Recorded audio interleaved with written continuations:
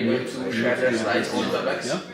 I haven't spoken to them, so I hope Check the screen. Yeah, because You can find it on... if they are sharing their slides, then you can just find go it to through the WebEx here, website. and you will see the shared screen, right? okay, yes. Okay, but the thing is, if they are doing that, we don't need this, so we can just like skip to Dominic's part.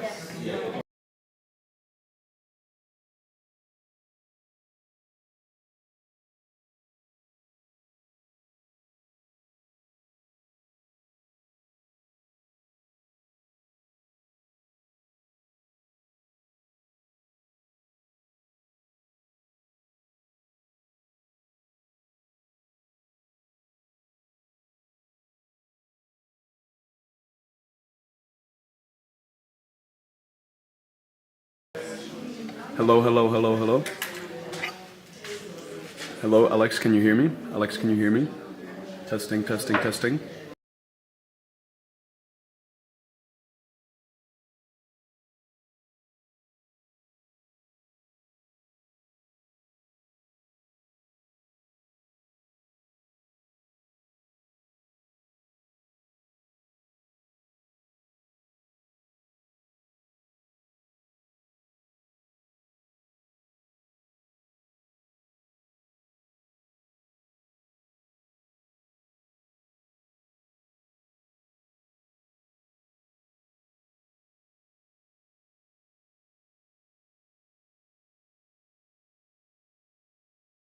One, two, one, two.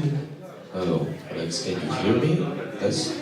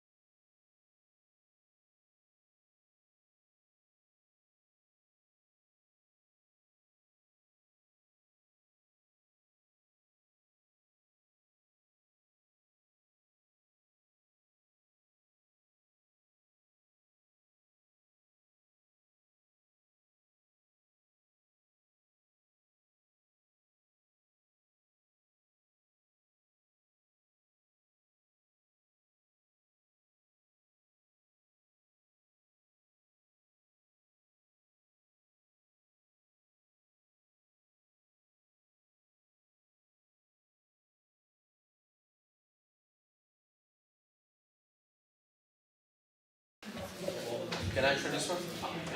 Hello, Alex. Test. Test one, two, three, four, five, six. Test.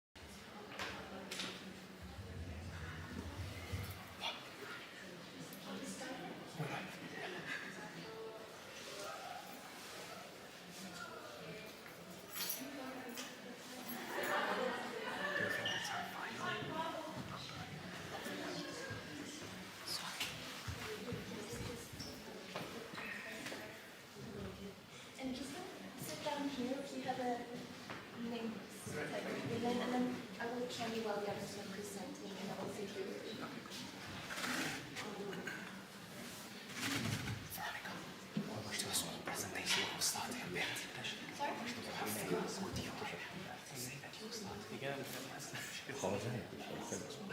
Okay. For everybody joining online, welcome, thank you. We will start in a couple of minutes.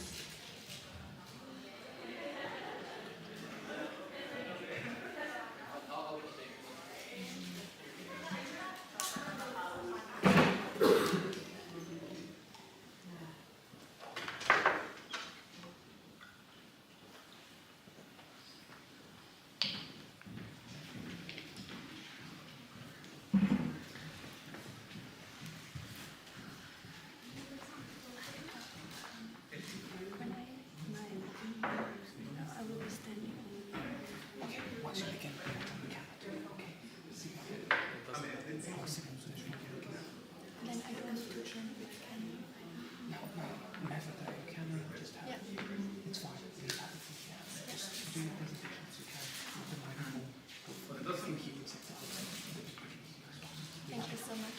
We're starting.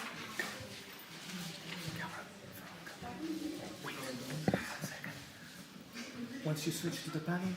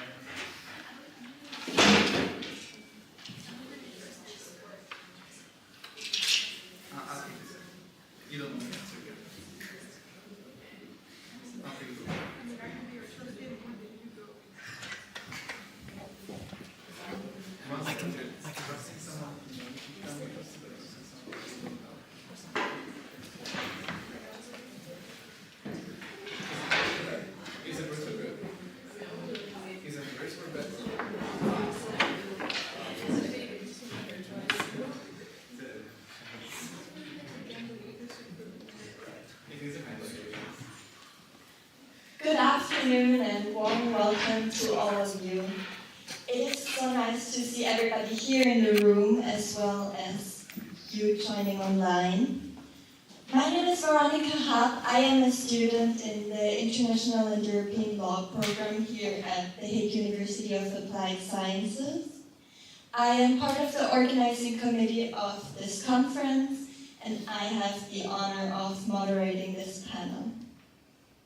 From the very start of planning this conference, it was clear to us that we wanted to create an opportunity for students and early career academics to present their fascinating research.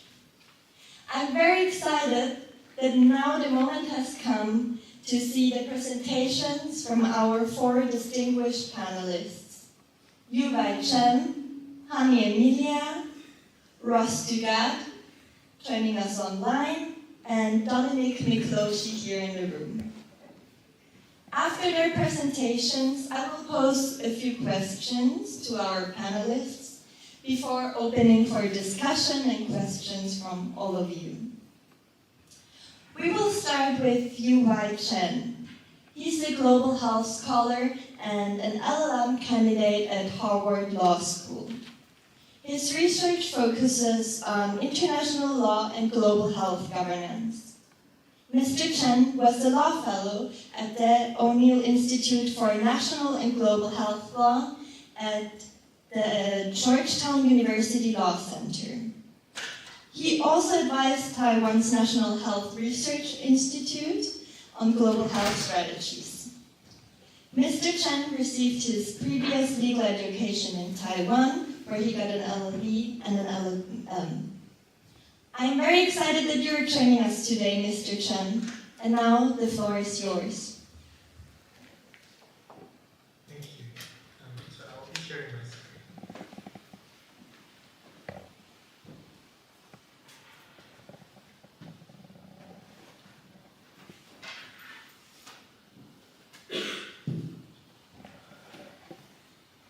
Okay, so I think you should be able to see my screen. Yes, we see your screen. Okay, thank you very much. So thank you for the introduction, and yeah, my name is Xue Chen, and my research focus has been on the intersection of law and health in Senior Health and Harvard Law School. So my topic for today will be mostly my article as ASEAN's pandemic prevention, preparedness, and response as a regional governance network. Basically, I'm trying to look at the ASEAN as a regional whole and how, from an international perspective, that we can understand that the ASEAN's action on the pandemic prevention, preparedness, and response after the COVID-19 pandemic. So I will be building the factual background for this for the issue that we are trying to discuss today. The first is that just right after the COVID-19, the international community is there's rising importance and emphasis on the global or international response to infectious diseases. And so from the statistics that we've shown, there's an estimated 60% of known and up to 75% of new or emerging infectious diseases have a zoonotic disease, zoonotic origin, which is the interaction between human and animal and the interconnected of these two species as a driving of the likelihood of the infectious diseases. In Southeast Asia, from our as a scientist shown that, and also from our experience in the past, like about 20 years, it's very clear that Southeast Asia has been a hotspot for zoonotic and emerging infectious diseases, including the SARS outbreak in 2003, the MERS, the chikungunya virus, Zika, and also COVID-19 H5N1. And I'm personally from Taiwan, so that country when I was younger was also very affected by many of these kind of diseases. So as I have just introduced quickly that I'm trying to, in this article and also in this presentation, I'm trying to share how I would see from an international perspective that see the ASEAN as a regional whole in the pandemic prevention, preparedness, and response. So I will, in this article, and what I'm trying to set up the legal landscape from an international level and also from a regional level to see what is the regional or international response and how from the law we can see as a tool to deal with this issue. So I will quickly just move on to the next slide. This is to look at the global health security from a global health perspective, that how globally or internationally what tools there to address the infectious diseases. First is the international health regulation, and this is also the primary source of international instrument that we use to address international infectious diseases at the international level. So International Health Regulation of 2005, in short for the IH of 2005, actually has a historical root, like can trace back to like many decades ago.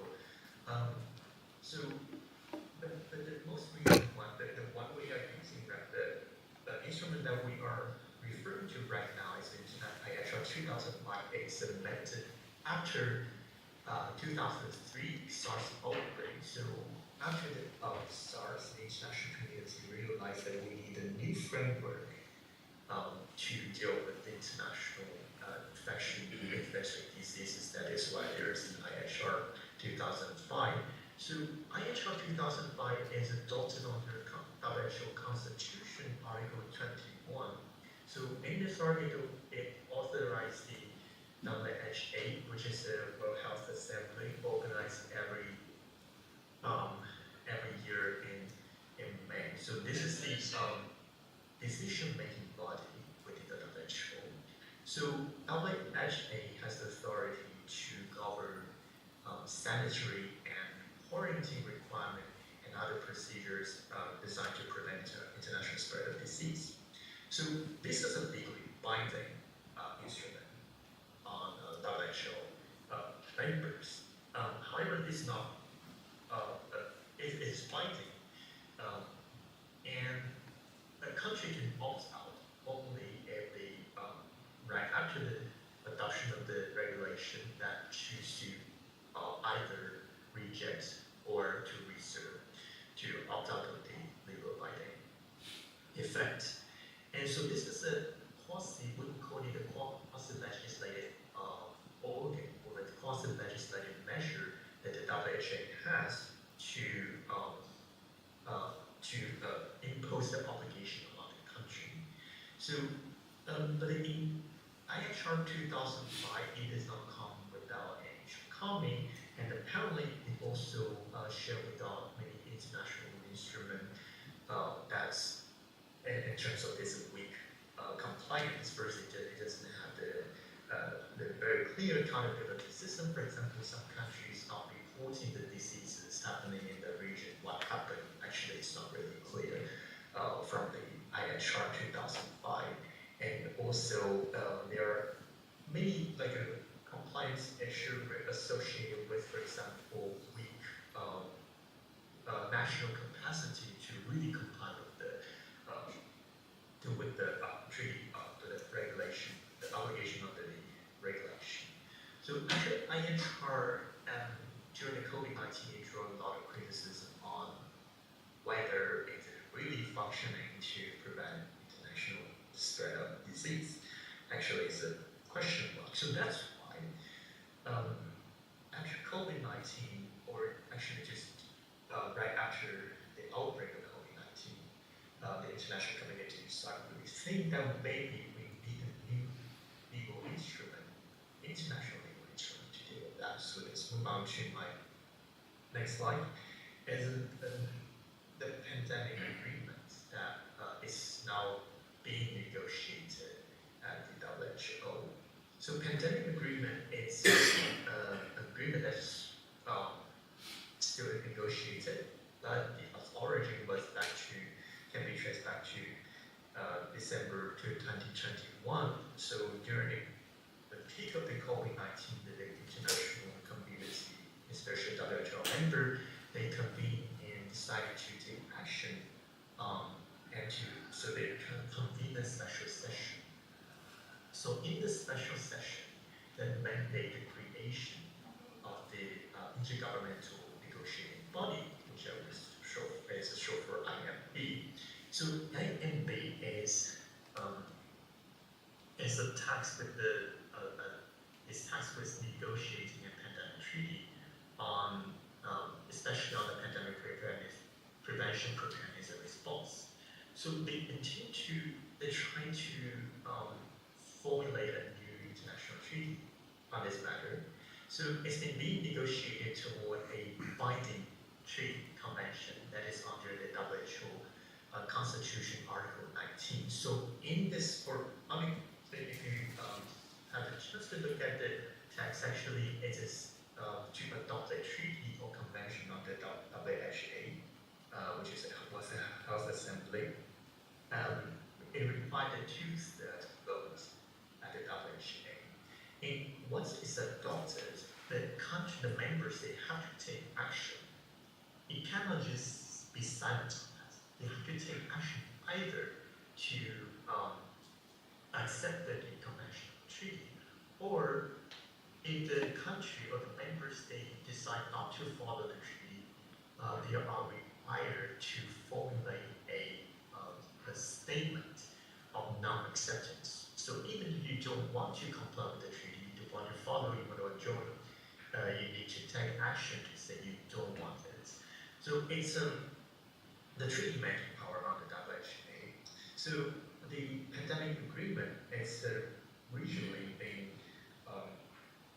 proposed. So the first timeline was that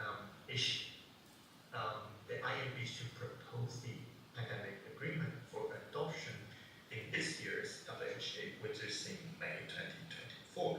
But apparently, because there are too many key issues and too many conflicts between what we traditionally call the global north and global south, there are some interest, foundation on the treaty that could not find consensus. So that's why they extend the mandate for another year. So the pandemic agreement is the IMB will probably, if it goes well, be proposed to WHA, and which is in May 2025 for adoption. So in this pandemic agreement, I want to highlight one thing, and a very important concept is the One Health approach. As you can see from the bottom of the slide, it's an integrated approach for health of human, animal, and planet ecosystems. Because traditionally, international law deal with this human environment animal differently. However, in the more modern, or we can say the more recent public health governance concept, they are trying to integrate all the three different, like the traditionally very different spheres into one integrated approach. So we are not governing just human health, we are not governing only animal health, we are governing health of all. This is very important. Actually, this is not a new concept. It's, if you're from the public health governance, it can be traced back to earlier, much earlier. But its introduction to international law is really recent, just right after COVID-19. So there's many issues arising associated with the introduction of this concept, because how to operationalize it in the legal field is a new question and a very big topic in the coming years. So I would, so having set the stage for the global international response, we also can look at some regional response, especially from Southeast Asia, the ASEAN, in this article. So in ASEAN, actually, there are already some important instruments being adopted, even much earlier than COVID-19, because as we said, this is a hub for this hotspot for infectious diseases. So there's like 2009, 2014, 2021, there are different agreements being reached within the ASEAN, and these are binding instruments. And I'm not going into the detail of this because of the time constraint, but this is just to let you know that even for the regional governments, ASEAN is actually taking very proactive action. And this proactive movement actually not come from this institutional itself. It actually come from some outbreak in COVID after SARS, and also some infectious diseases, making it ASEAN to act proactively. So in addition to the binding instrument, there was also some not binding instrument being adopted from back in 2016, 2020, 2021, 2022, and also the most recent, the ASEAN Leaders Declaration on One Health Initiative in 2023. So the soft law mechanism is also concurrently building the the regional response in addition to the binding agreement. The ASEAN Leadership Declaration of One Health Initiative that is adopted in 2023, although it's a non-binding instrument, but it is a very important instrument because it show the regional consensus on how we approach this issue and how ASEAN as a whole is trying to formulate a coordinated action against infectious diseases. So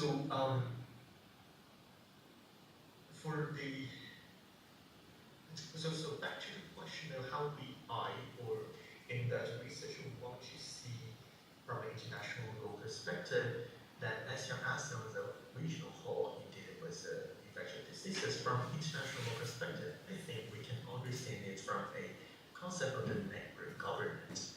So network government is like a more this is a stage that is being introduced to deal with to understand the concept like the background, like the proliferation of non-state actors, especially in global health governance, and also the adoption of soft law instruments, and also the non-set technocracy over diplomacy.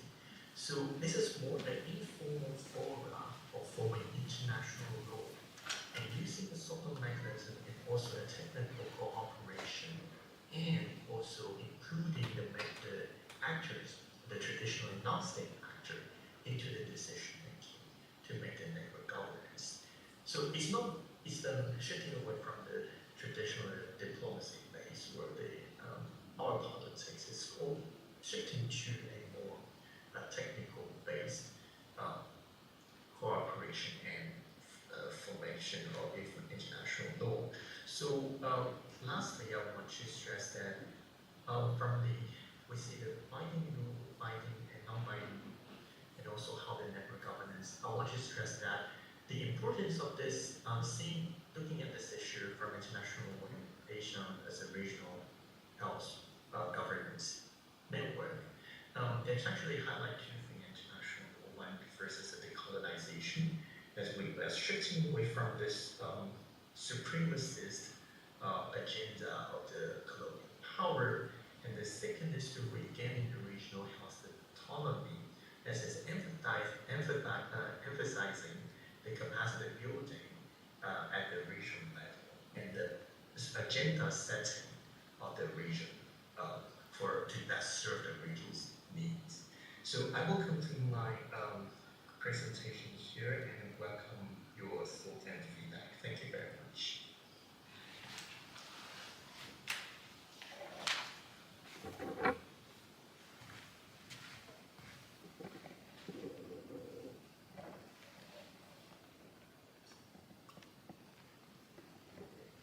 Thank you very much, Mr. Chen. We will move on to a discussion and questions after all the presentations. So now I would like to give the floor to Hani Amelia, who is joining us today from Indonesia. She was an assistant advocate for underprivileged communities and a member of the legal team at the National Hospital. In connection with her passion for helping people gain knowledge in the field of law, she provides legal counseling for local communities as well as to local corporations. Currently, she's completing her doctoral program, serves as a notary, and is also a lecturer at the university in West Java. Some of her research concerns human rights for people with disabilities, development of legal education, and the existence of ASEAN rules in Indonesia. Because, as she says, infrastructure development is nowadays causing many problems in various sectors. The floor is yours.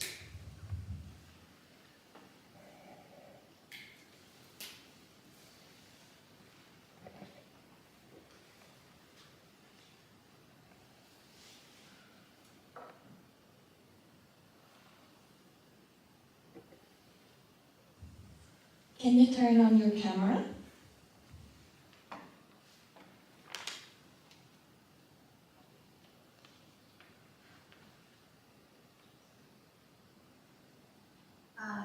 Yes, I'm trying. I'm not familiar with this next one.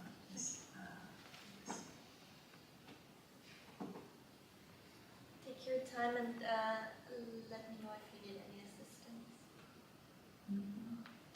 I already clicked on camera, but the PowerPoint is not working.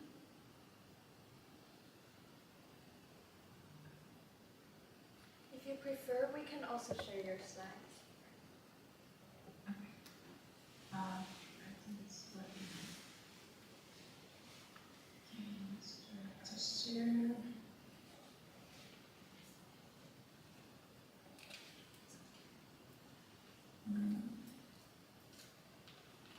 I'm using my screen.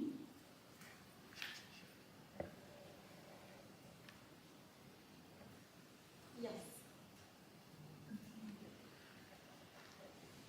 Alright.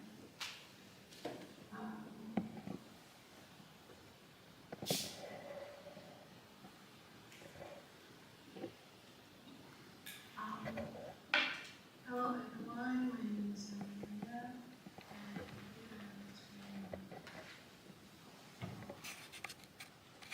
Azure Charter as implementation in Indonesia.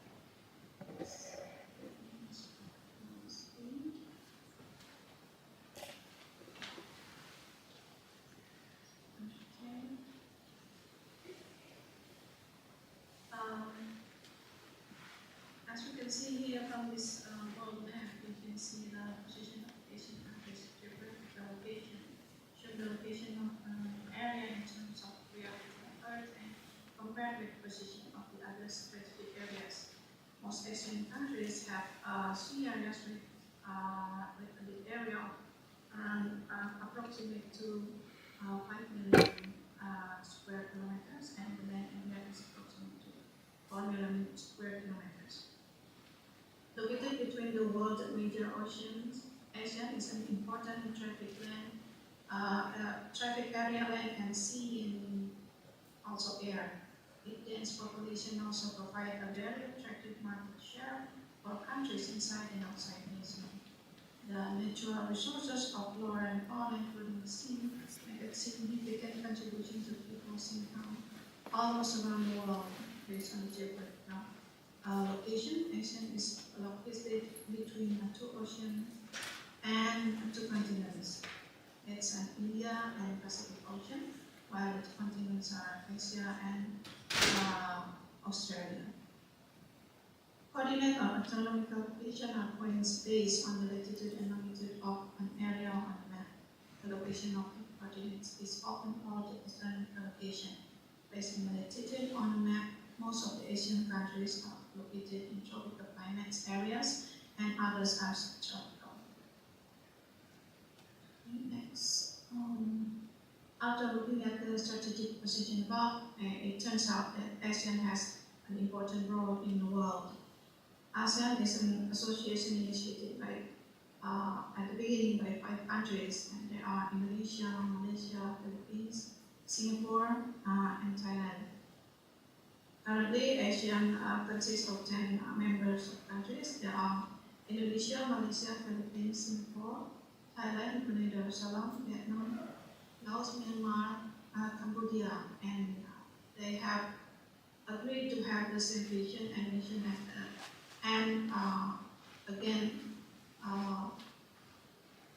join the younger member, Timor-Leste. So there are 11 members of ASEAN.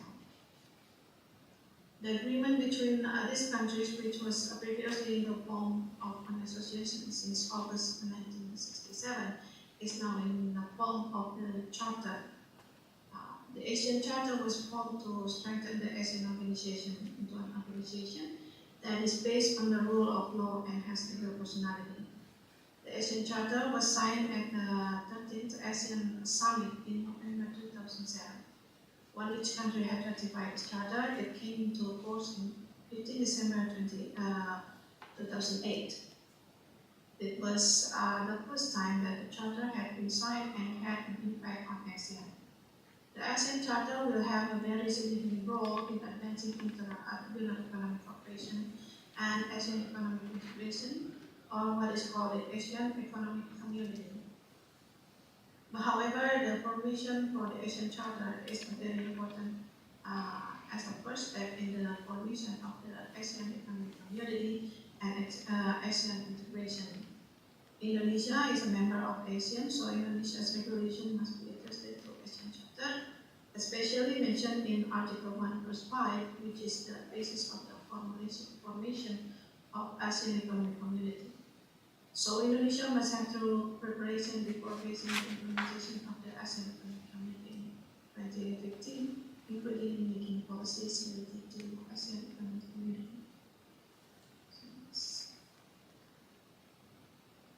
And the entire contents of the ASEAN Charter are still in general description and explanation, with various keywords that are comprehensive in nature. The ASEAN Charter will not automatically change many things in ASEAN. In fact, the Charter actually perpetuates many old habits. For example, decision-making in ASEAN remains by consensus, and the ASEAN Summit become the highest place for decision-making if consensus is not reached or if dispute occurs between member countries. As stated in Article 24, Paragraph 2 in the ASEAN Charter, that disputes do not relate to the interpretation or application of any ASEAN instrument must be resolved peacefully in accordance with the Treaty of Amity and Cooperation in Southeast Asia and its implementation rules also. The Treaty of Amity and Cooperation is a treaty that is respected by ASEAN countries, even though the conflict resolution mechanism between member countries regulated terrain such as the High Council has never been implemented to date. However, ASEAN still exists and is a relatively politically stable region, even though it is only based on a declaration at the first. We know it at Bangkok Declaration. And with the enactment of the ASEAN Charter, ASEAN has changed the form from a loose association to a rule-based organization and have legal personality. It is mentioned in Article 3 of the ASEAN Charter. The enactment of the ASEAN Charter has made ASEAN as a law-based organization. The ASEAN Charter is a control mechanism and a tool for collecting promises. If there are member countries that do not implement the agreement that have been made, but the public is still asking questions, and there is no certainty regarding ASEAN's position and role through integration, where it is currently going and how to achieve its goals. What the Indonesian government had done at that time was to make the policies, two policies to improve our preparation in facing the ASEAN Economic Community. As it is a presidential instruction number 5 of 2008 and presidential instruction number 11, 2011, which were published after ASEAN leaders signed the Cebu Declaration on the acceleration of the establishment of an ASEAN community by 2015. As we can see here, that Indonesia is one of the 6 ASEAN countries that are experiencing increased economic growth.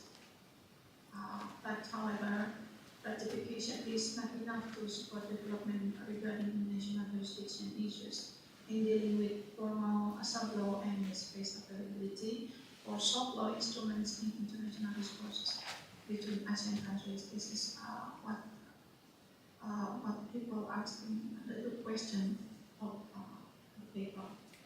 We still see the first slide, in case you want to share a different slide.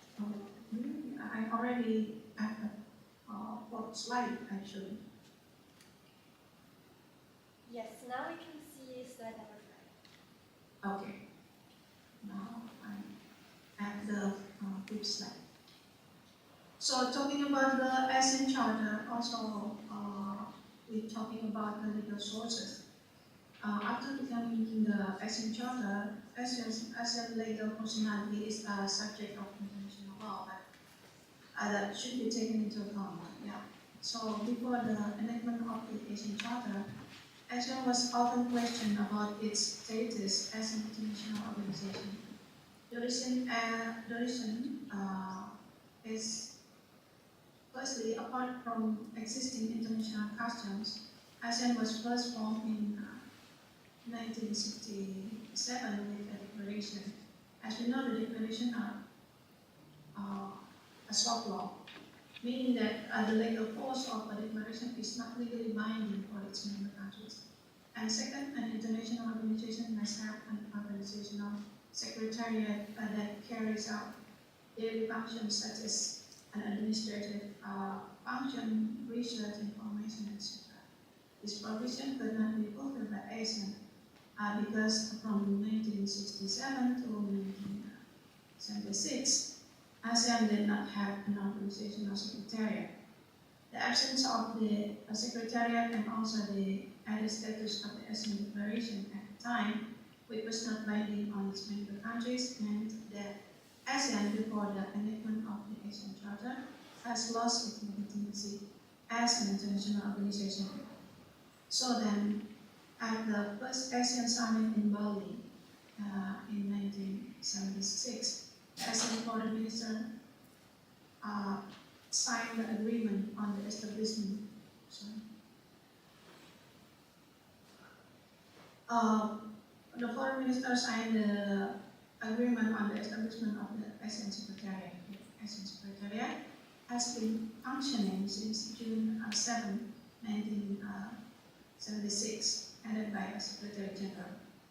With the formation of the ASEAN Secretariat, ASEAN can be said to have obtained legal status as an international organization. So, as a holder of legal personality, you also have a legal capacity in terms of making contracts, making agreements with other countries, or filing claims with other countries.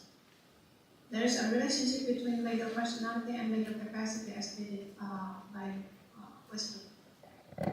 It said that entity which exercises international right and is bound by international obligation, in short, which has international legal capacity, is one which is endowed with international legal personality, or the legal personality is not included in the main instrument of international obligation.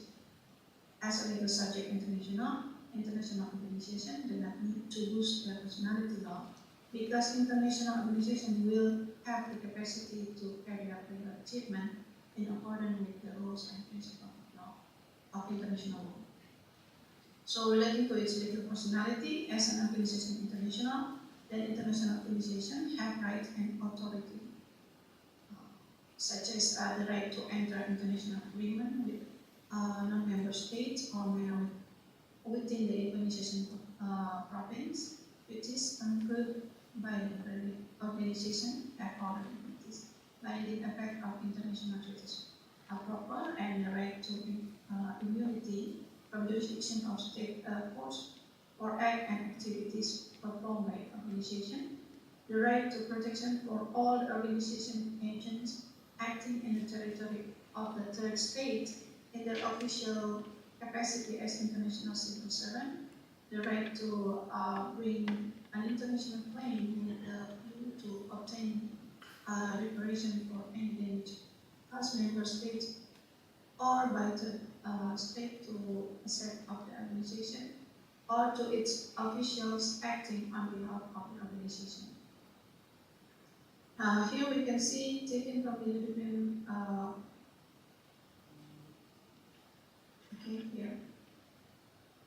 here we can see, I'm taking from the European Systemic Risk Board.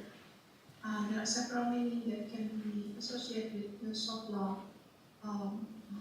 definition. Here we can see here that the soft law possible definition as the generic term soft law cover a wide range of instruments of different nature and function that makes it very difficult to contain and within a single formula.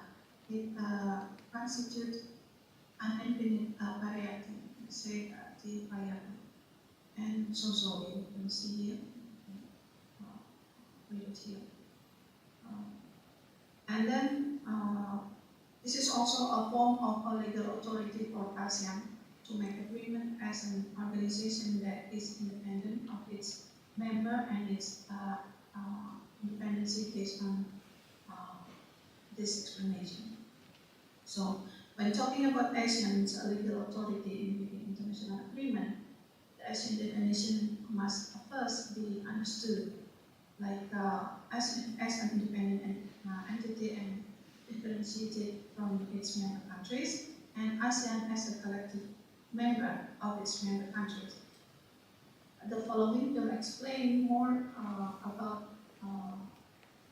about this. First, ASEAN is an independent entity and differentiated from its member countries, and in this context, ASEAN acts as a subject of international law that has legal personality. Meanwhile, the person who is usually given the mandate to make agreement is the Secretary General of ASEAN. So this legal action was taken for and on behalf of ASEAN as an international organization. The international agreements that ASEAN has made for this particular like arrangement between the Asian Secretariat and the United States in the Patent Trademark Office, USPTO, on cooperation in the field of intellectual rights in 2005, and a memorandum of understanding between the Secretariat of Association Southeast Asian Nation and the Shanghai Cooperation Organization in the 2005. So, and then ASEAN as a collective member means that ASEAN is only a forum that possesses its member. All decisions remain in the hands of the member countries. Damos Dumoli said that the relation between ASEAN member countries and the third party, where the status of each member country is an independent subject of international law. So, in several cases of international agreement made by ASEAN, there are several agreements that use the word ASEAN as a party to the agreement, but in practice they are signed by representative of each ASEAN country. So, like the other example of the agreement, in the 2011 ASEAN plus 3 emergency rights servant agreement in National University of Singapore, and then there is many more example for agreement for cooperation between the ASEAN members. Next.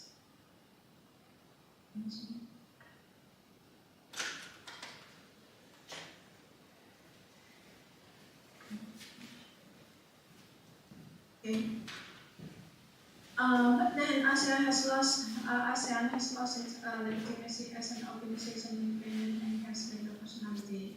Although the title of the agreement with external parties uses ASEAN as a legal subject, but the contents are still signed by each member country. The above condition actually become a dilemma for ASEAN as an international organization. In some cases, making international agreement, ASEAN has an organization, independent international institution, in this case, are represented by the Secretary General of ASEAN, has tried to play an active role in making agreements internationally with external parties, but in practice action, ASEAN is considered an ultra-virus action by countries, its members. This is because in practice, ASEAN is not non-delegation authority from member countries to ASEAN to act on behalf of member countries. So the international agreement that ASEAN made and its countries has made in this case occurred in the example of the agreement with ASEAN, China MOU in cultural cooperation in 2005 at Bangkok, and then signed by Secretary General of ASEAN. And the MOU between the government of the member countries of the ASEAN and the government of Australia,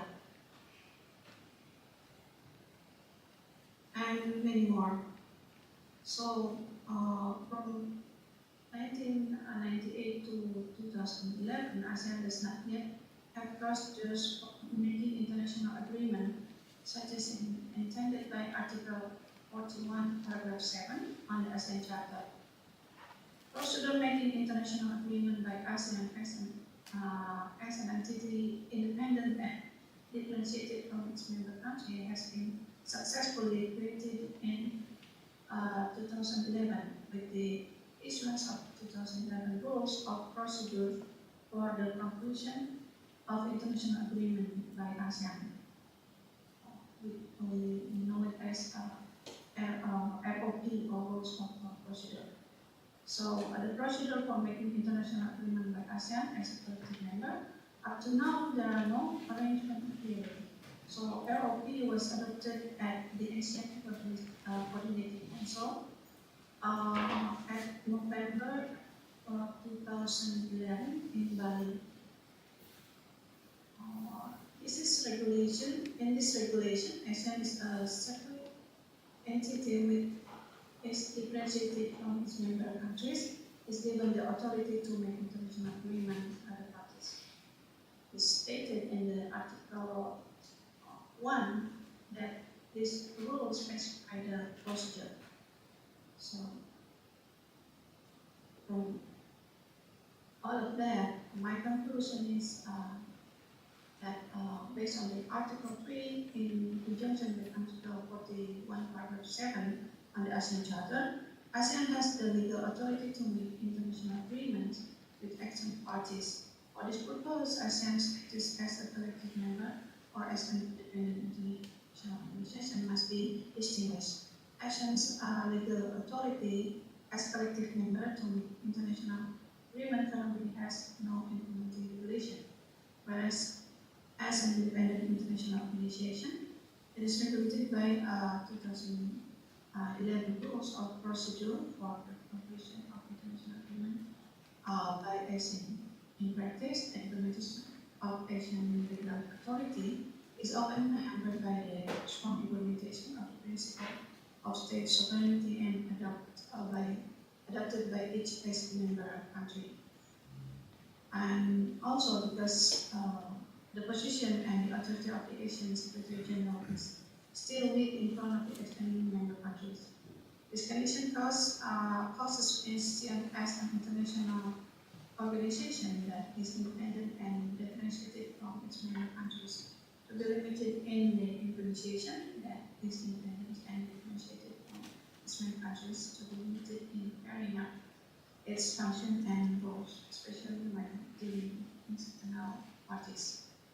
And the recommendation is that the ASEAN Charter must be immediately adjusted to current world conditions so that it further clarifies and strengthens the association position as a legal entity that can work, especially in protecting members and collaborating with countries outside ASEAN members.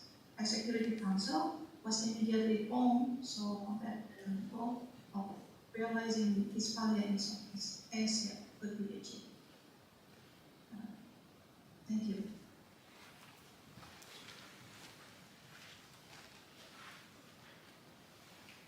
Thank you.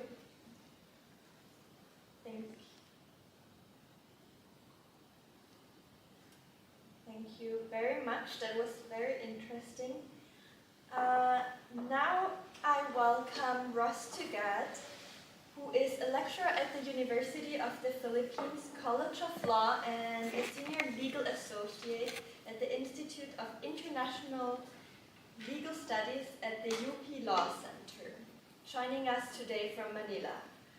Ross Tugat previously practiced full-time in the field of international human rights and international criminal law. As a legal academic, she's published scholarly work for a diverse audience on various international and domestic law topics. Rastugat has degrees from the University of the Philippines College of Law and the Ateneo de Manila University, and the United Nations Interregional Crime and Justice Research Institute in Turin, Italy. The floor is yours. Thank you. Good afternoon, everyone in the Hague. And it's almost midnight in Manila, so I'll try to keep this brief, and I will welcome further discussion in the question and answer later on. So I'll proceed with sharing my screen.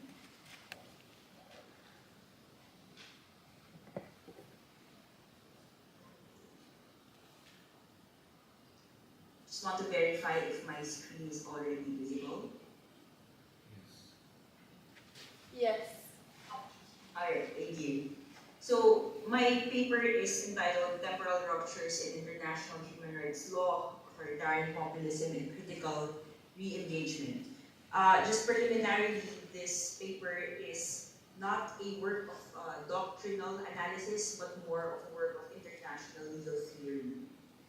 It's a specific analysis that looks at one particular perceived threat to international law, international human rights law today, which is global populism. And I look at a surgical analysis using former President Rodrigo Duterte of the Philippines as a figure, populist figure, who has, in my theorization, ruptured the notion of temporality and time in international law.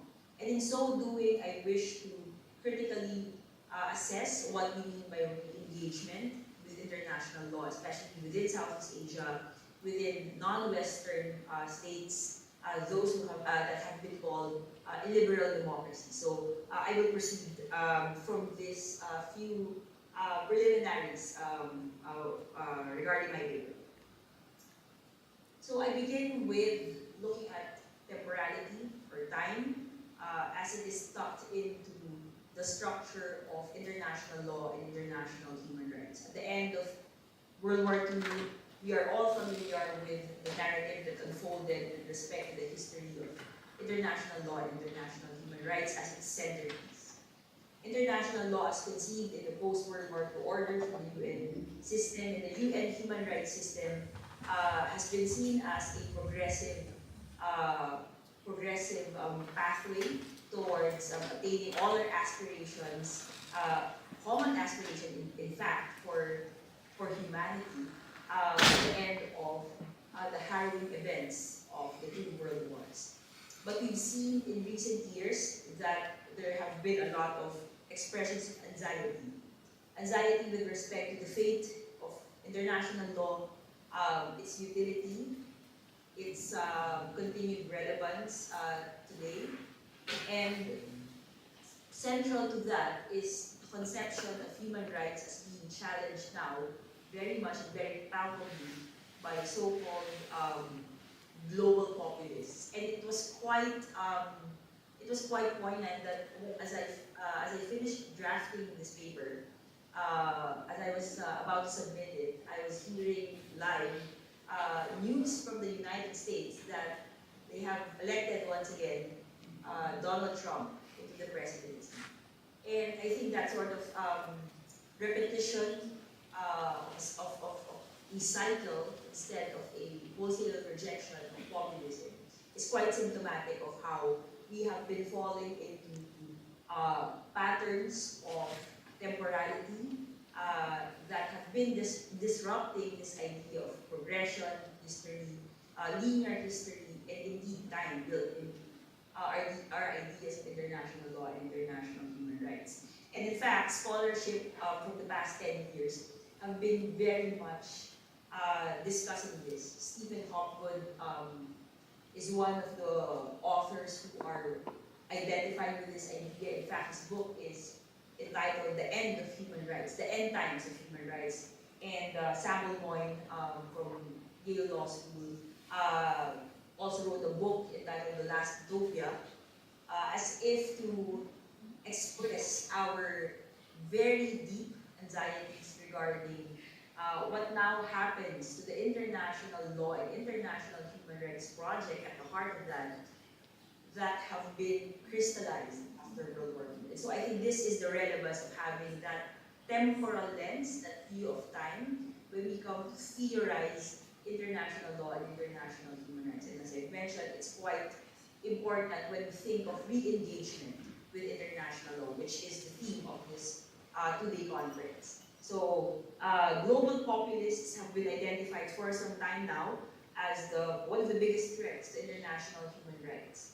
And I also want to make a caveat that I do recognize that in current academic scholarship, the political meta-narrative of populism is now the subject of a lot of scrutiny.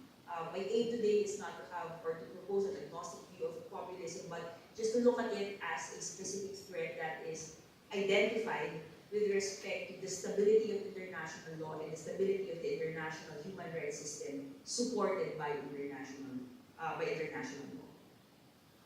So I take my cue from this 2017 report by Human Rights Watch, written by its executive director, Kenneth Roth.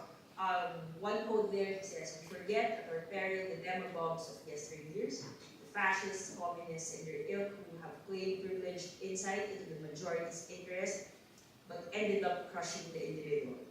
And when populists treat rights as an obstacle to their vision of the majority will, it is only a matter of time before they turn on those who disagree with their agenda." It is a clear warning, writing in 2017, of course, with reference to Western liberal democracies. But that entire text, that entire statement from Human Rights Watch also references specifically those who are leaders who come not from the West, but leaders that include the former president of the Philippines, Rodrigo Duterte, and now in the aftermath of his regime marked by a lot of human rights violations. The question now for policy and for law practitioners in the Philippines with respect to international legal norms is how then do we re-engage international law when institutions that support respect for international law and international human rights have come into question after the devastating outcomes of the Duterte administration. Now, briefly, I discuss my developing conception of time in international law. Scholars have already written about this, the importance of time. Of course, we know the concept of intertemporal law, quite relevant in international law in terms of deciding consequences, applying law at a particular time. But I want to look at the progressive notions built into the temporality of international law. Methodologically, the approaches to international law, they look at, they critically appraise how scholars have written about the evolution of international law as if it is a linear progression, it's episodic, and it will only come into an outcome that is only progressive from a specific point onward. So international human rights are quite essential for this idea of temporality, within international law, because that is the centerpiece of the idea of progress. So international human rights violations are necessarily seen as a step back, as something that we should reject because it represents a time that we do not want to return to anymore. So I also theorize populism here as a rift in time, in the sense that charismatic strongmen who are deemed to be one of the important elements, if not the key element of populist regimes, they invoke temporality, ideas of temporality. They always invoke a glorious past, no matter how vague or amorphous or the boundaries of that glorious past is quite unclear to us. So in populist societies, consensus is always replaced with singular vision or monocultural vision of society at the expense of political others. Immigrants from Western states, in the Philippines it was users of illegal drugs. and they easily became the target for the populist regime of Rodrigo Duterte, thereby immediately creating consequences for the Philippines' compliance with its state obligations under international human rights law. So Duterte as a populist, I argue is that Duterte being a populist means Duterte is also a temporal rupture in this whole idea of progress. His rise to power, some authors say that it's part of the cyclical pattern of change of political regimes in the Philippines that we have seen since the early 20th century. Some authors also look at how Duterte actually represents certain political visions that we find as early as the colonial era, this desire to have a benevolent dictator. So looking at events, and I look at Duterte as a rift in international law, international human rights time, and this to say that populists can be analyzed from the lens. I take my cue from the theory that, or the conceptualization that events could be a unit of analysis of international law. And I take my cue from the work of Fleur Johns, Richard Joyce, and Sonja Pakupa, the book Event as Force of International Law. In that book, they view events as particular units of analysis. And so, from this view, I think global populism can be seen as one such event, and that could be productive of an analysis if we see populism as ruptures or dislocations of international law's time itself. So I think the importance of interrogating the linearity of time in international law critiques this impact to make a progressive view all throughout. Okay? And which brings me to the question, how now do we productively conceptualize first on the theoretical level, re-engagement with international law? There have been works in the past 4 years, for example, Dancing et al. Looks at different ways by which different national regimes have re-engaged with global legal norms, international legal institutions in the aftermath of political regimes that are not quite democratic. And one way that re-engagement has been done is through repair and renewal, which is to say to strengthen, reinforce, and renew the existing global legal political order. And another approach that I also see in literature is to acknowledge first and foremost that international law itself contains, in the work of Wade Hope, conflicting temporalities of international law, and also in the work of Fleur Johns, that there is an inherent unruliness in international human rights laws, temporality, international law, conception of time itself. And I think what could be practically productive from this is an invitation for scholars to theoretically reconceptualize and critically think about what do we mean when we say we must engage with international law. Does that mean going back to our previous disposition post-World War II?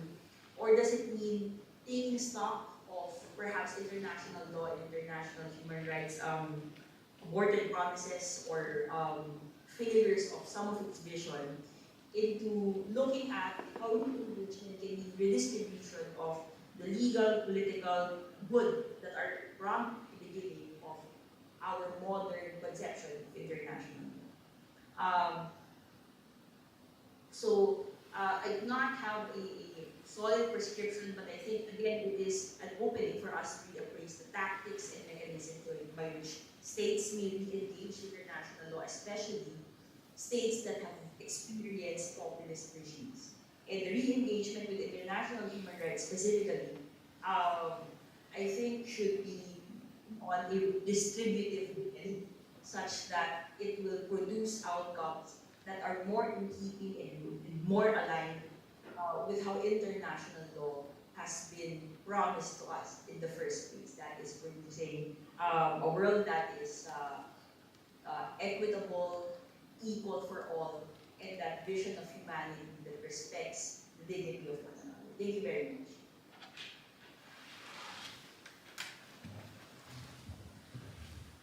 Thank you very much. This was very insightful.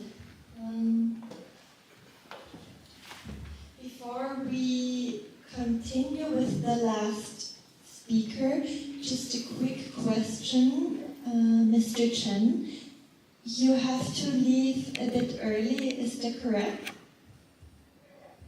Yes, so I have to leave probably in 15 minutes. Okay, in case it is during the presentation of Mr. Mikloshi, then I would like to thank you right now very much for your presentation and for participating. Thank you, and I'm happy to answer the question. I think I'm happy you can share my email with the panelists or something. Just yeah, thank you for having me. Yeah, thank you. I can definitely share your contact details if anybody has any questions. So our last panelist is Dominic Mikloshi, a third-year student at this university, pursuing an LLB degree in international and European law. His fields of interest consist of public international law, international criminal law, and international labor law. Serving as a student ambassador in the UNICEF student team in The Hague, expanded his perspective on the significance of raising awareness and educating the international community in the context of pressing issues in relatively low-profile nations. The floor is yours.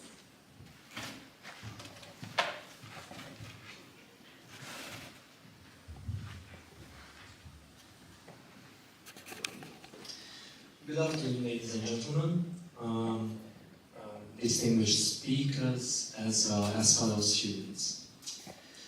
It is a great honor to present for you today. Moreover, I would like to express my gratitude towards the organizing committee for allowing this event to happen and also the conference itself. So, let's delve into it. So, the first question that may occur is why exactly Brunei? Well, what makes Brunei so worthy of research? What makes it so unique, in other words? Well, according to Dominic Müller, who is a specialized anthropologist in Islam in Southeast Asia, it is the most academically understudied Southeast Asian nation. Moreover, if this is not a good enough reason to conduct research in the topic, it is a great intersection of colonial legacy, indigeneity, and extractivism, as it had been a British protectorate, a British colony for almost 100 years, starting from 1888, when gaining full independence in 1984. Moreover, the British, during this period of Brunei's history, have highly extracted most of its national resources, and moreover, Brunei has also a wide palette of indigenous communities to offer. Also, it is a nation that is highly dependent on its oil and gas industries, and also it is the very first nation from the ASEAN member states to implement a strict Islamic law called the Sharia Penal Code Order of 2013. And last but not least, it is one of the few absolute monarchies remaining around the globe. But before delving into any further analysis, what is Brunei? Brunei is a tiny country located in Southeast Asia, more specifically on the northern coast of Borneo. Moreover, in the second picture, you can see the flag of Brunei. The bands crossing the flag, the white and black bands, stand for the chief ministers of Brunei, while the coat of arms in the middle, especially the crescent, stands for the state religion, which is Islam. And moreover, the yellow color stands for loyalty, and also the great leader of Brunei, the Sultan, which speaking of Sultan Hassan al-Bolkiah, who has been the monarch of Brunei since 1967, making him the longest reigning current monarch around the globe. So, first I would like to present to you how colonization basically served as a precursor to extractivism.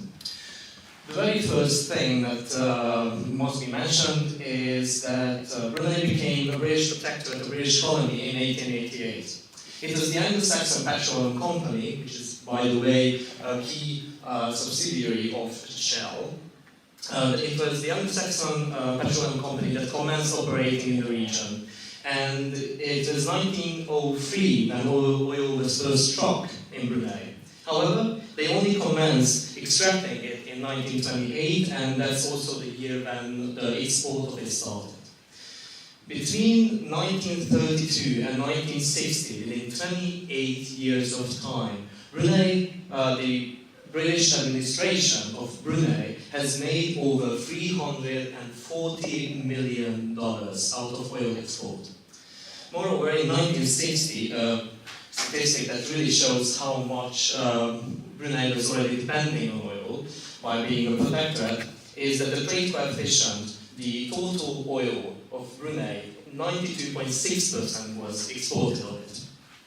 Moreover, between 1966 and 1969, the total export of Brunei was equivalent to the 99.2% of the export of all ASEAN member states. So, in conclusion, this showcases that how Britain had total control basically over Brunei. It also had total access to all its national resources. By this means, it also had total access to lay hands on its oil, to extract it completely. And here comes the theory part.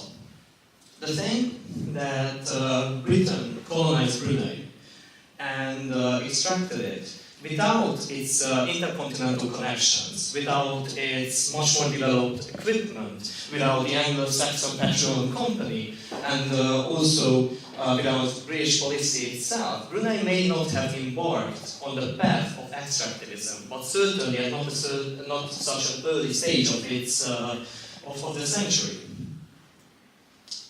Moreover, before taking a look how extractivism impacted indigenous communities, I would like to first introduce to you the indigenous communities themselves.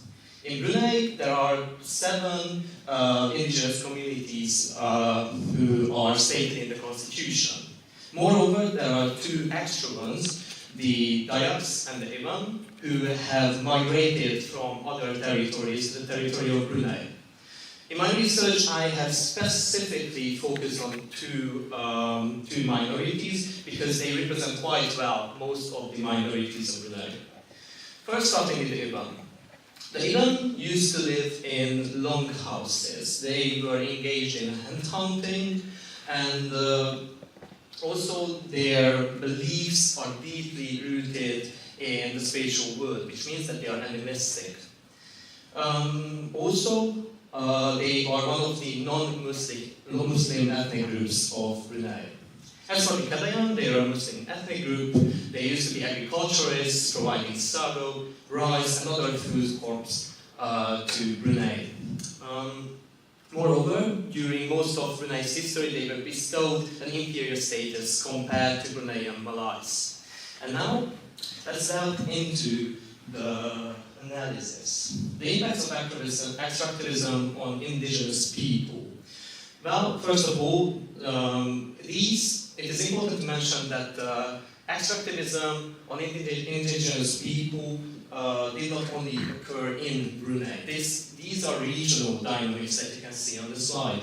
For instance, the displacement and forced resettlement due to the construction of bridges, dams, and the establishment of plantations. And also there was a huge cultural and economic shift, for instance, for the Kadayan as well as the Iban people.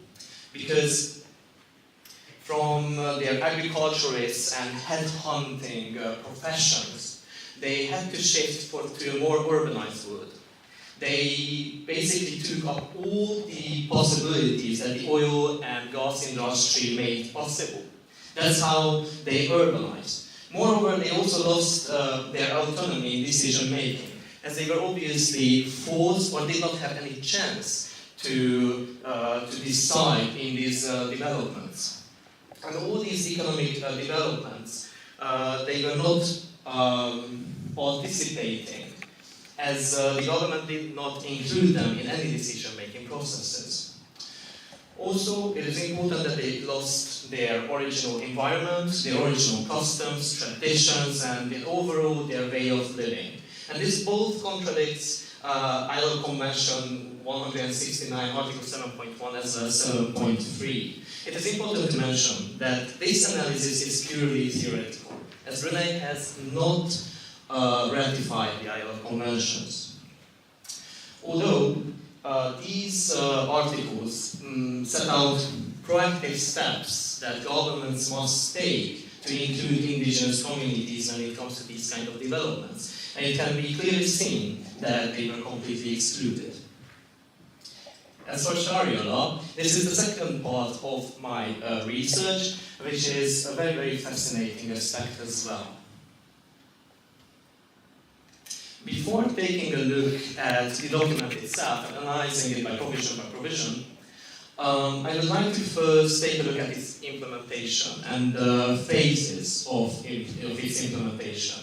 So, do we still see ourselves as if we are in the era of the 50s or the 60s? Have we forgotten that we have borrowed the expertise of law from abroad for a long time? How long?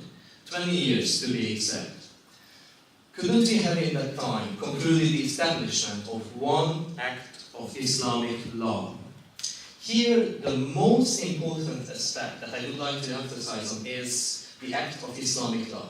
Here we can see that Sultan Hassan al-Bolkiah, the complete absolute leader of the country, was already endorsing the implementation of such a law to break away from its British protectorate legacy. Moreover, it is important to mention that the implementation phase started from 2014 and it officially went into force in 2019. So, back to the fact that the Sultan has already mentioned Sharia law and the implementation of it. I have greatly relied on the work of Paulo Freire, who is a well-known, distinguished educator and Brazilian philosopher. In his book, The Pedagogy of the Oppressed, he has introduced the concept of cultural invasion. Cultural invasion, in really broad terms, stands for superimposing values, as well as the invaders, colonizers, meaning superimposing the values, ideologies, and views on the invaded, in this case Brunei, the people who are being colonized. This interconnects with the fact that the monarch was endorsing the implementation of the law. It was not only an objective to just implement Sharia law as it is a traditional part of the country, as Islam is a state religion. It was also an aim to break away from the British and the British culture, from the colonized, from the legacy of Britain and the common law itself. And that's why the concept of cultural invasion plays an instrumental role here. As for Sharia law, first of all, as a disclaimer, that is not the dead body on the top corner, that is a protest that took place in Britain. But it does not make the situation less serious. The SPCO, the Sharia Penal Code Order of 2013, states that for adultery as well as for homosexual intercourse, stoning is the punishment. Based on Article 5 of the UDHR, and it is also important to mention that Brunei is a UN member state, and for all UN member states, the UDHR is a cornerstone legal element to consider. But back to the provision itself. So for adultery as well as for homosexual intercourse, the SPCO states that stoning is a punishment. This contravenes Article 5 of the UDHR, which has an absolute prohibition of torture, which is a jus cogens norm. Moreover, based on the SPCO, one male Muslim person can only be replaced before the law in the context of a trial with 2 Muslim females, according to the SPCO. This contravenes Article 7 of the UDHR, once again, as it states the enshrinement of equality before the law as protection against all forms of discrimination. Moreover, it is crucial to highlight that Brunei is actually a party to the Convention on the Rights of the Child. And that's why it is super interesting that the SPCO states that children who were born out of wedlock are considered as illegitimate. The CRC Article 2.2 states, and it also contravenes it, it states that that children, regardless of the legal status of their parents, should not fall victim to any form of discrimination.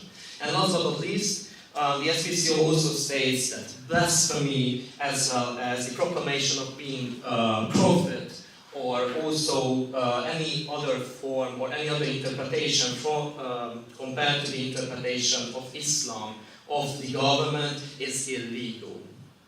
Basically, it goes against, once again, Article 18 as well as 19 of the UDHR. As Article 18 states that basically the freedom of thought, the freedom of conscience, and the freedom of religion.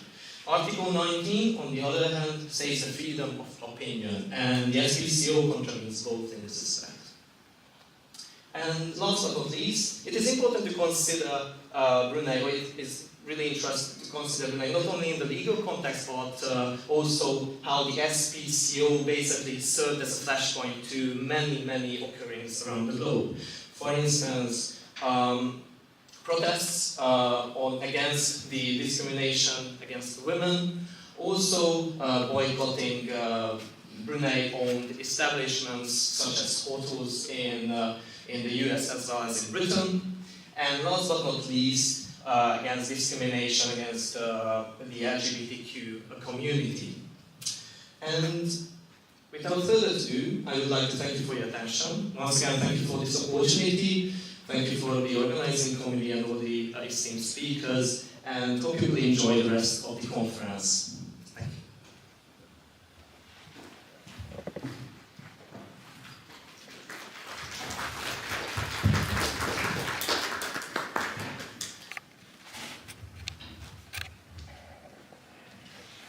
Thank you very much, Mr. Mikloshi. I see that Mr. Chan is still in the room. Are you still available for a quick question? Yeah, very quick, yes.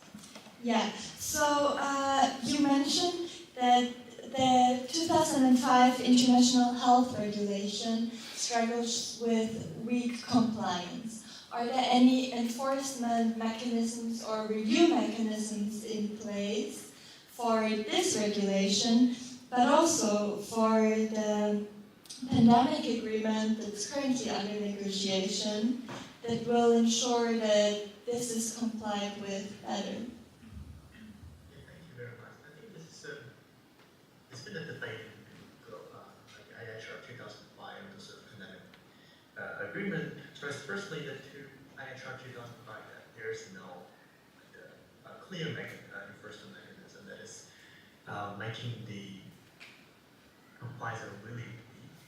And I think they compliance maybe through some global initiative, so that is more like a informal or outside of the treaty or the regulation. There's a global initiative to strengthen the national capacity to comply with the treaty. But in terms of the enforcement mechanism, for sure there's and for the Kentucky Treaty agreement that IMB is currently negotiating, the issue has been there's been some debate on whether to introduce that into the pandemic treaty, but the question still be maybe I think the countries is still having a hard time finding the common ground on whether they want you to make this obligation enforceable. So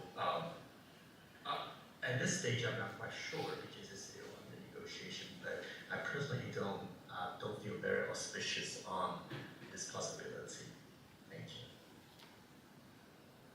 Thank you very much. I have another question for Hania Amelia.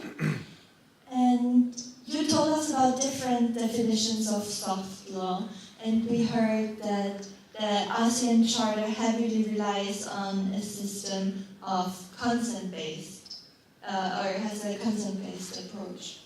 And my question is, where do you see the opportunities of this soft law approach, but also the challenges? And do you think that ASEAN member states are willing to give up part of their sovereignty to adopt more of a hard law approach?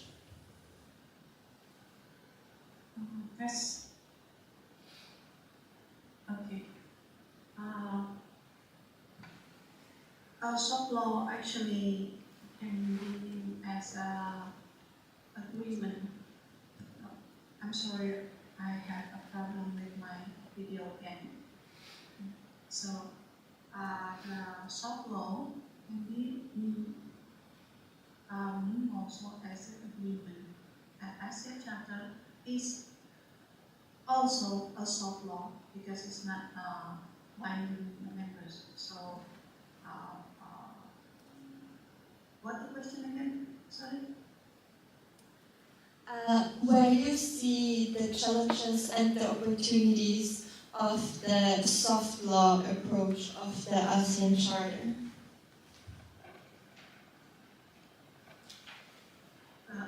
Actually, the ASEAN Charter itself is a soft law. So when we talk about the soft law, it means all the agreements happen in ASEAN. So the challenging is in the other side, we need to strengthen the ASEAN to be the power of members, and representing the representative members. So the rules will be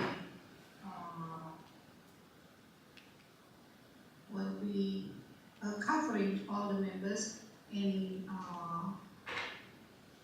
all the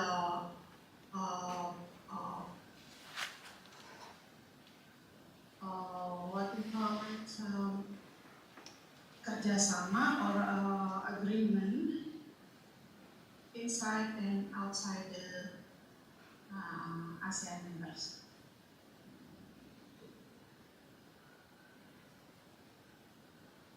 Thank you. Then a question for Ross Tugad.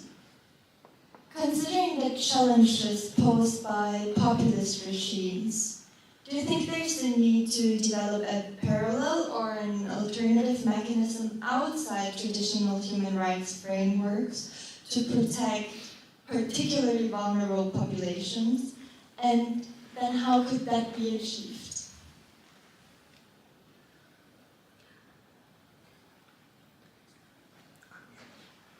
Sorry, you're still muted. Sorry, now, am I audible now? Yeah, we can hear you now. Alright, thank you. I think there are different pathways outside international human rights law where regimes or states rather that are recovering, so to speak, from populist regimes could meaningfully re-engage with international law. In the Philippines, I'll give an example, how in recent years after President Duterte, there has been first an inventory of sorts of what are the instances by which the Philippines has fallen short of its complying with its international legal obligations during the time of President Duterte, and now we're seeing a reappraisal of the Philippine state's relationship with international law, and that has started with first looking at how the arbitral award from the Permanent Court of Arbitration could still be of utility to the Philippines in a certain its maritime entitlements in the South China Sea, and that has actually a lot of practical implications on the ground for Filipino fishermen who have been experiencing episodes of aggression and violence. And I use aggression here not in the legal sense, but aggression in the pedestrian sense from members of from vessels of foreign coast guard. And I think that is one very accurate and very precise example of how looking outside international human rights law and engaging other fields of international law would be quite productive in looking at ways by which the state can look at its position right now, can it make sense again of international law after a very deep disruption posed by the populism. Thank you very much. That's very interesting. I have one last question before I open the floor to you. So, Mr. Mikloshi, reading your paper, I understood that certain groups, such as the Ghanaians, are acknowledged in Brunei's constitution, while others, like the Ibans, are not. So how could indigenous rights be equally respected in that case? And what could Brunei do, or what has Brunei to do in general to acknowledge indigenous rights more? First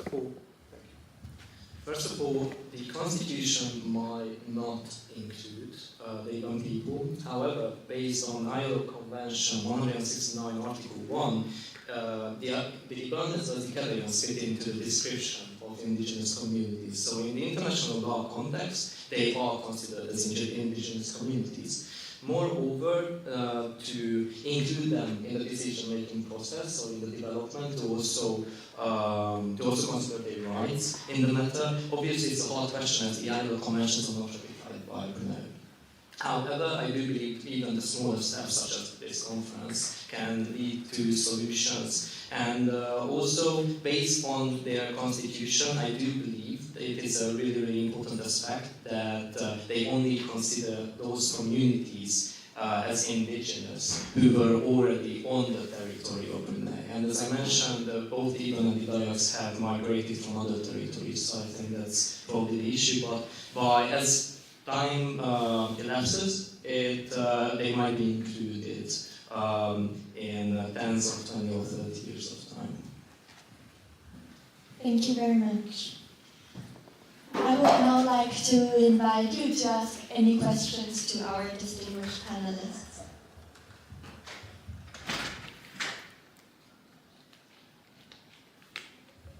Are there any questions in the room?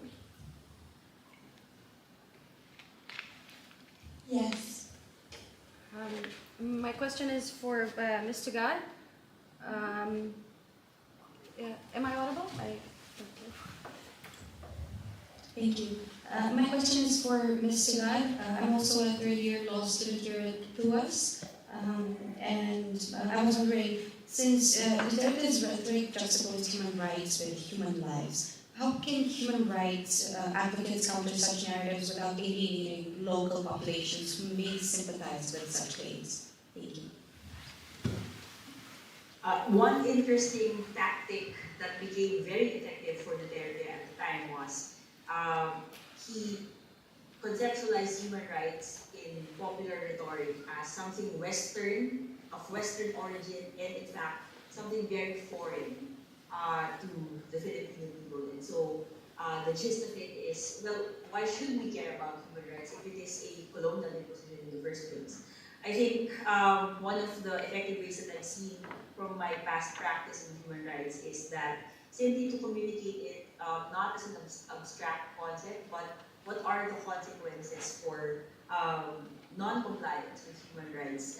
Perhaps not to word it as such, but looking at what kinds of consequences would arise out, let's say, violation of the right to life. Obviously, that those are the killings that happened after the regime of the terror.